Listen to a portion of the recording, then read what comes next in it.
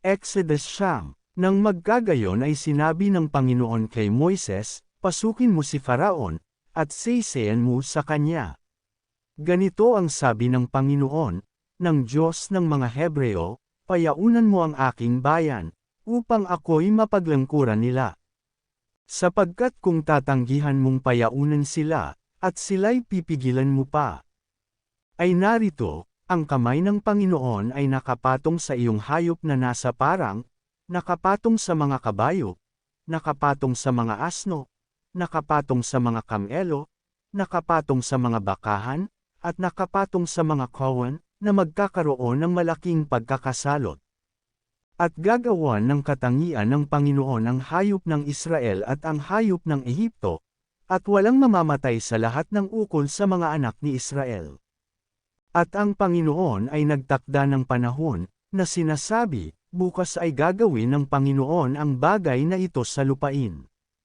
At ginawa ng Panginoon ang bagay na yaon ng kinabukasan, at ang lahat ng hayop sa Ehipto ay namatay, ngunit sa hayop ng mga anak ni Israel ay walang namatay kahit isa.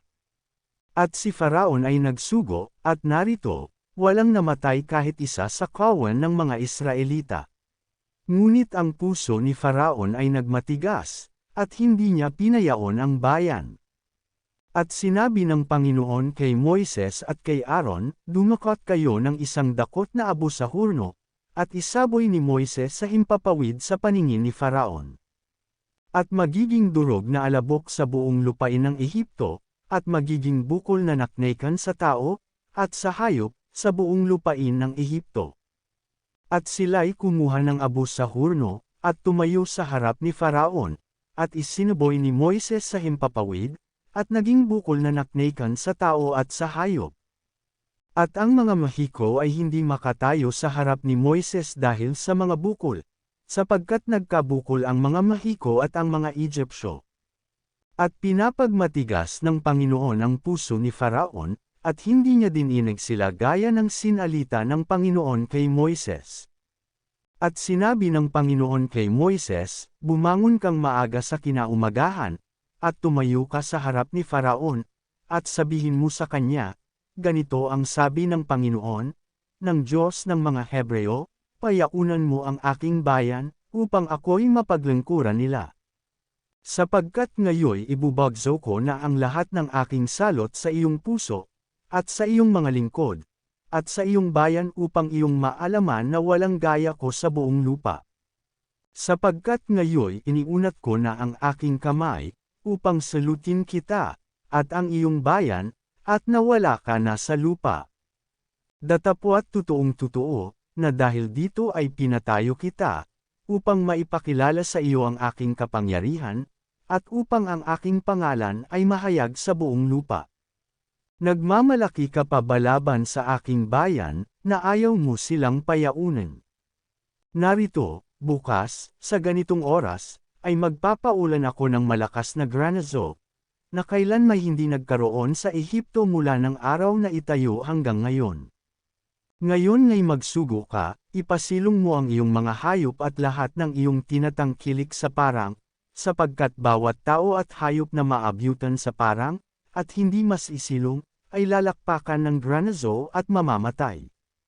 Yaong natakot sa salita ng Panginoon, sa mga lingkod ni Faraon ay nagpauwing madali ng kanyang mga bataan at ng kanyang hayop sa mga bahay. At yaong nagwalang bahala sa salita ng Panginoon ay nagpabiya ng kanyang mga bataan at ng kanyang kawan sa parang. At sinabi ng Panginoon kay Moises, iunat mo ang iyong kamay sa dakong langit, upang magkaroon ng granizo sa buong lupain ng Ehipto, na lumagpak sa tao, at sa hayop, at sa bawat halaman sa parang sa buong lupain ng Ehipto. At iniunat ni Moises ang kanyang tungkod sa dakong langit, at ang Panginooy nagsugo ng kulog at granizo, at may apoy na lumagpak sa lupa, at ang Panginooy nagpaulan ng granizo sa lupain ng Ehipto. Sa gayoy nagkaroon ng granizo at apoy, na nagniningning sa granizo, at napakalakas, na kailan may hindi nagkaroon sa buong lupain ng Ehipto mula nang maging bansa.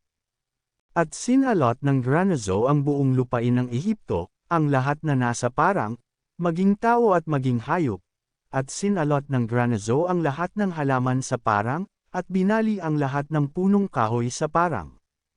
Sa lupain lamang ng Gosen, na kinaroroonan ng mga anak ni Israel, hindi nagkaroon ng granizo. At si Faraon ay nagsugo, at ipinatawag si Moises at si Aaron, at sinabi sa kanila, "Ako'y nagkasala ngayon, ang Panginoo'y matuwid, at ako at ang aking bayan ay masama. Dalanginan ninyo ang Panginoon, sapagkat nagkaroon na ng sukat na malalakas na kulog at granizo, at kayo'y aking payayaunan, at di ko na kayo bibanbaynan." At sinabi ni Moises sa kanya, "Pagkalabas ko sa bayan, ay aking ailalahad ang aking mga kamay sa Panginoon, at ang mga kulog ay titigil, at hindi na magkakaroon pa ng anumang granizo, upang iyong maalaman na ang lupa'y sa Panginoon. Ngunit tungkol sa iyo at sa iyong mga lingkod, ay nalalaman ko, na di pa kayo matatakot sa Panginoong Diyos." At ang lino at ang sebada ay nasaktan, sapagkat ang sebada ay nag-uuhay na at ang lino ay namumulaklak na. Datapo at ang trigo at ang especially elta ay hindi nasaktan, sapagkat hindi pa tumutubo. At si Moises ay lumabas sa bayan na galing kay Faraon, at inilahad ang kanyang mga kamay sa Panginoon, at ang mga kulog at ang granizo ay tumigil, at ang ulan ay di na lumagpak sa lupa. At nang makita ni Faraon, na ang ulan, at ang granizo, at ang mga kulog ay tumigil, ay lalong nagkasala pa, at nagmatigas ang kanyang puso, siya at ang kanyang mga lingkod. At ang puso ni Pharaoh ay nagmatigas, at hindi niya pinayaon ang mga anak ni Israel, gaya ng sinalita ng Panginoon sa pamamagitan ni Moises.